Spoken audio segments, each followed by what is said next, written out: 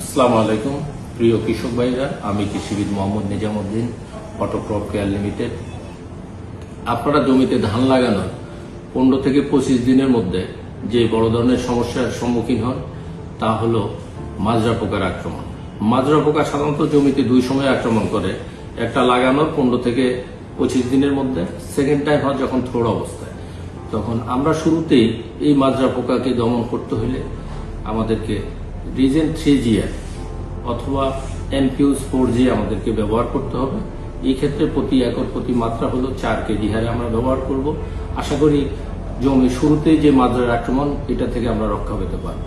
আরেকটা জিনিস আমাদেরকে খেয়াল রাখতে হবে, সেকেন্ড টাইম যে মাজরা পোকার আক্রমণ হয় মূলত থোড় অবস্থায় আক্রমণ হয়ে থাকে।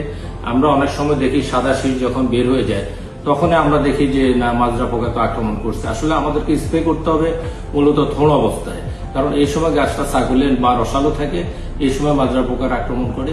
এই সময় আমাদেরকে মার্শাল 20EC আমাদেরকে স্প্রে করতে হবে। এই ক্ষেত্রে ডোজ হলো 600 মিলি পার একর হিসাবে আমাদেরকে ব্যবহার করতে হবে। আরেকটা হলো আমরা মার্শালের পরিবর্তে CNO আমরা ব্যবহার করতে পারি। সেই ক্ষেত্রে আমাদের ডোজ হবে প্রতি একর প্রতি 100 গ্রাম হারে ব্যবহার করতে পারি। আর এই সময় আরেকটা হলো, আমরা যদি জমি তৈরি করার সময় যদি কুমুলাস যদি আমরা ব্যবহার না করে থাকি তাহলে অবশ্যই আমরা 15 থেকে 25 দিনের মধ্যে কুমুলাস ব্যবহার করব।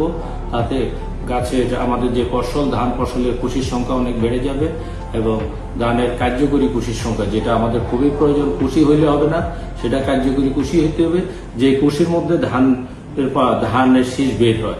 সুতরাং আমরা আশা করব কৃষক ভাইরা আমাদের পরামর্শ মতো আপনারা কার্যকরী ব্যবস্থা গ্রহণ করবেন এবং আপনাদের ভালো ফসল উত্তোলন করবেন, এই প্রত্যাশায় শেষ করছি। আসসালামু আলাইকুম ওয়া রাহমাতুল্লাহি ওয়া বারাকাতুহু।